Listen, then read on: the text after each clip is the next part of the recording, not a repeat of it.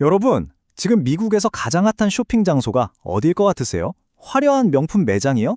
아닙니다. 바로 대부분의 물건을 단돈 몇 달러에 파는 가게 달러 스토어입니다. 믿기 힘드시죠? 오늘 이 놀라운 현상의 중심을 한번 제대로 파헤쳐 보겠습니다. 자, 이 모든 현상을 이해하기 위한 핵심 키워드가 하나 있습니다. 바로 안티플렉스라는 단어인데요.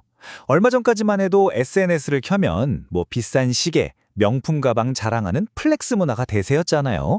근데 이젠 시대가 완전히 바뀌었습니다. 남들한테 보여주기 위한 소비가 아니라 정말 나 자신의 만족과 실질적인 가치를 위해서 현명하게 지갑을 여는 거죠. 혹시 여러분도 마트에 갔다가 예전보다 껑충 뛴 가격표에 깜짝 놀라서 사려던 물건을 슬쩍 내려놓은 경험 다들 한 번쯤 있으시죠? 바로 그 마음이 안티플렉스의 시작점입니다. 이건 단순히 돈을 아끼는 차원을 넘어서는 이야기예요.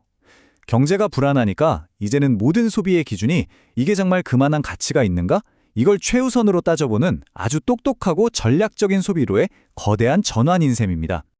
그래서 오늘은요, 이 안티플렉스라는 거대한 파도가 미국의 유통시장을 어떻게 통째로 바꾸고 있는지 그 흥미로운 여정을 따라가 보려고 합니다.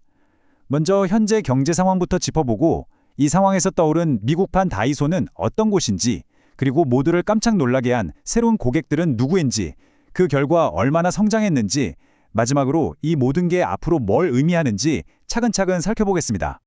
자, 첫 번째 파트입니다. 지금 미국이 처한 현실이죠.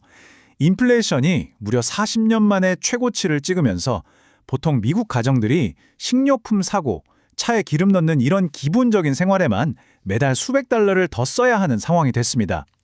월급은 그대로인데 나가야 할 돈은 눈덩이처럼 불어나니까 이제 소비자들은 하나부터 열까지 모든 지출을 다시 따져볼 수밖에 없게 된 겁니다. 그런데 위기는 누군가에겐 기회라고 하잖아요. 바로 이 혹독한 경제 한파 속에서 아주 조용히 하지만 정말 무섭게 세력을 키운 두 회사가 있습니다. 위기 속에서 오히려 더 빛을 발한 기업들, 바로 달러제너럴과 달러트리입니다. 이 두 회사는 우리나라의 다이소를 떠올리면 이해가 정말 쉬워요. 필요한 건 웬만하면 다 있고 무엇보다 가격표를 보고 스트레스 받을 일이 없다는 점이 아주 비슷하죠. 다이소가 어떻게 그렇게 싸게 팔 수 있을까 생각해보면 결국 어마어마한 규모로 한 번에 많이 사오고 물류 시스템을 효율적으로 운영하기 때문이거든요.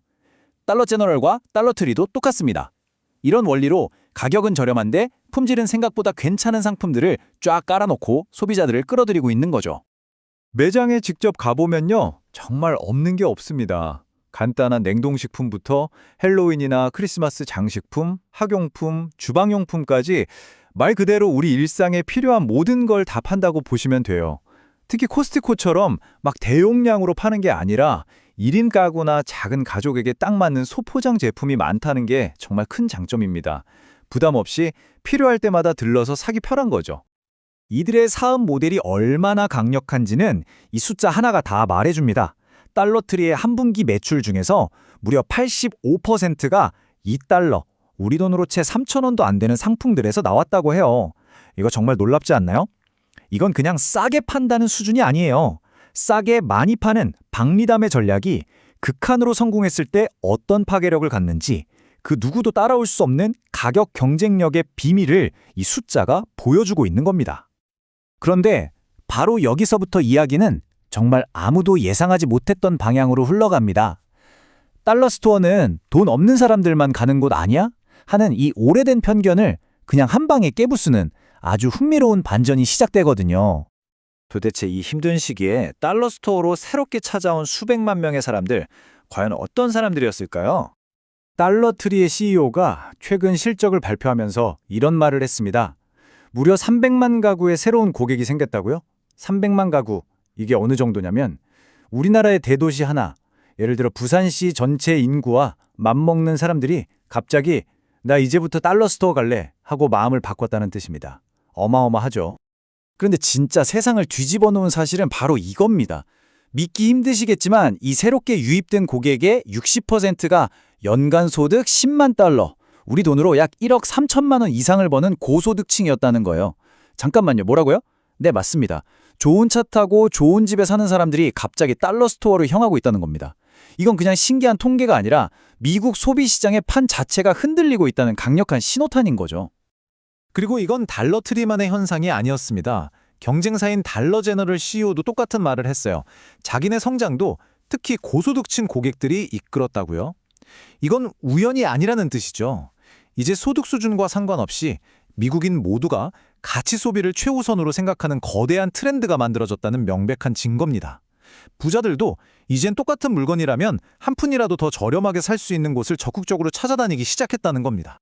자, 그럼 이렇게 소비자의 마음이 극적으로 움직인 결과 이 기업들의 성적표는 과연 어떻게 나왔을까요?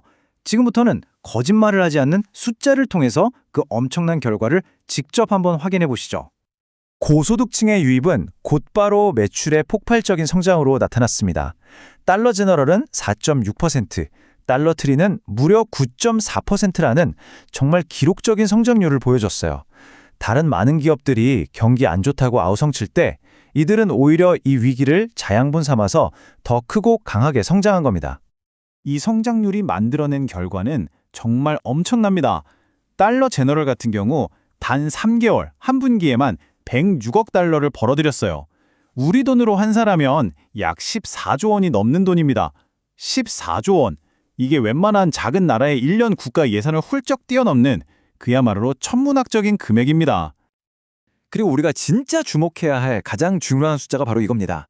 이 모든 성장이 단순히 물건값이 올라서 생긴 착시가 아니라는 결정적인 증거거든요. 바로 매장을 직접 방문한 고객의 수, 즉 객수가 2.5% 늘었다는 사실이에요. 이거 뭘 위배하냐면요. 더 많은 사람들이, 특히 더 부유한 사람들이 실제로 자기 차를 몰고 이 매장으로 오고 있다는 진짜 성장의 증거라는 거죠. 자, 이 모든 데이터를 종합해보면 우리는 지금 미국 소비 시장의 아주 근본적인 패러다임이 바뀌는 순간을 목격하고 있는 겁니다. 그렇다면 이 거대한 흐름은 앞으로 우리 같은 소비자들 그리고 유통시장의 미래에 어떤 의미를 던져줄까요? 오늘 우리가 살펴본 모든 이야기는 아주 명확한 결론 하나를 가리키고 있습니다. 바로 저가 매장과 고급 매장을 나누던 그 낡은 경계선이 완전히 허물어지고 있다는 겁니다. 이제 소비자들은 내 소득이 얼마니까 이 정도는 써야지가 아니라 이 제품의 진짜 가치가 얼마인가를 기준으로 모든 소비를 결정하기 시작했습니다. 달러 스토어의 이 놀라운 성공은 바로 이 새로운 시대가 열렸음을 알리는 신호탄인 셈이죠. 그래서 마지막으로 이런 도발적인 질문을 던지면서 마무리할까 합니다. 언젠가 애플의 CEO가 달러 스토어에 들러서 양말을 사는 날이 올 수도 있을까요? 어쩌면 우리가 생각하는 것보다 그날은 훨씬 더 우리 가까이에 와 있는지도 모르겠습니다. 과연 이 거침없는 성장의 끝은 어디일까요?